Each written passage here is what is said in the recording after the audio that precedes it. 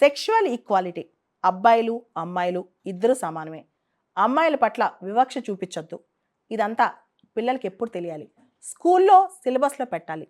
కరిక్యులంలో పెట్టాలని చెప్పి, మన సిలబస్‌లో చిన్నప్పటి నుంచే పాఠాలు నేర్పించాలని చెప్పి సుప్రీం కోర్ట్ నిన్న హితవు పలికింది. సెంట్రల్ గవర్నమెంట్‌కి ఈ దిశగా ఆదేశాలు కూడా ఇచ్చిందనమాట. Moral and ethical behaviour. చిన్నప్పుడే నైతికపరమైన బిహేవియర్ ఎలా ఉండాలి? ఆడవాళ్ళని ఎలా రెస్పెక్ట్ చేయాలి? అమ్మాయిల పట్ల ఎలా రెస్పెక్ట్ఫుల్గా ఉండాలని చెప్పి జస్టిస్ బి నాగరత్న అధ్యక్షతన నిన్న సుప్రీంకోర్టు చాలా గట్టిగానే హితవు పలికిందనమాట. పేరెంట్స్ ముఖ్యంగా ఎక్కడ ఈక్వాలిటీ రావాలంటే ముందు కుటుంబంలో మొదలవ్వాలి.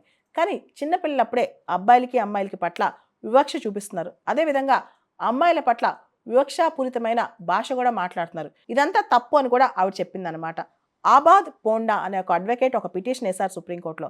ఆ పిటిషన్ ప్రకారం భారతదేశంలో మహిళల పట్ల నేరాలు, ఘోరాలు, రేపులు బాగా పెరగటానికి కారణం ఎడ్యుకేషన్లో అసలు మహిళల పట్ల మనం ఎలా బిహేవ్ చేయాలి అనే మాట లేకపోవడమే. చిన్నప్పటి నుంచి కనుక చెప్తే పిల్లలు మారుతారు అని చెప్పారనమాట.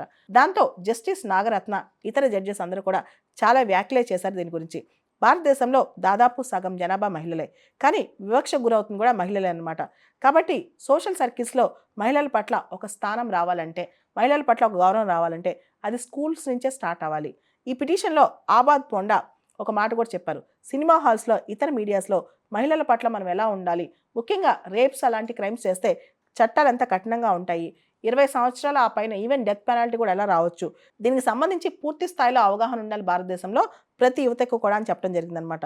అదేవిధంగా లాని ఎలా అర్థం చేసుకోవాలి, లాని ఎలా ఇంటర్ప్రిట్ చేయాలని కూడా ముఖ్యంగా మహిళలకు చెందిన చట్టాలు కూడా దేశం మొత్తం తెలియాలి. దేశంలోని యువతకు కానీ చిన్నపిల్లలు కూడా మహిళల పట్ల ఎలా బిహేవ్ చేయాలి, ఎలా ప్రవర్తించాలో తెలియాలని చెప్పారనమాట.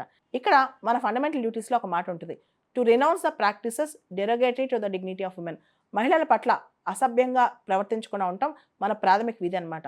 అంతేకాదు మనకి యూపీఎస్సీ సిలబస్లో కూడా ఎథిక్స్, ఇంటిగ్రిటీ అండ్ యాప్టిట్యూడ్ అనే మొత్తం కంప్లీట్ సిలబస్లో ప్రతి సంవత్సరం ప్రత్యక్షంగానో పరోక్షంగానో ఒక క్వశ్చన్ వస్తుంది అనమాట. ఉదాహరణకి ఒక బాస్ ఉన్నాడు, అతను తన కింద చేసే మహిళలపైన సెక్షువల్ హరాస్మెంట్ కానీ సెక్షువల్లీ కలర్డ్ రిమార్క్స్ చేస్తున్నాడు. ఆ టైంలో నువ్వేం చేయాలి? ఇలాంటి కేస్ స్టడీస్ కూడా మనకు రెగ్యులర్గా వస్తున్నాయి.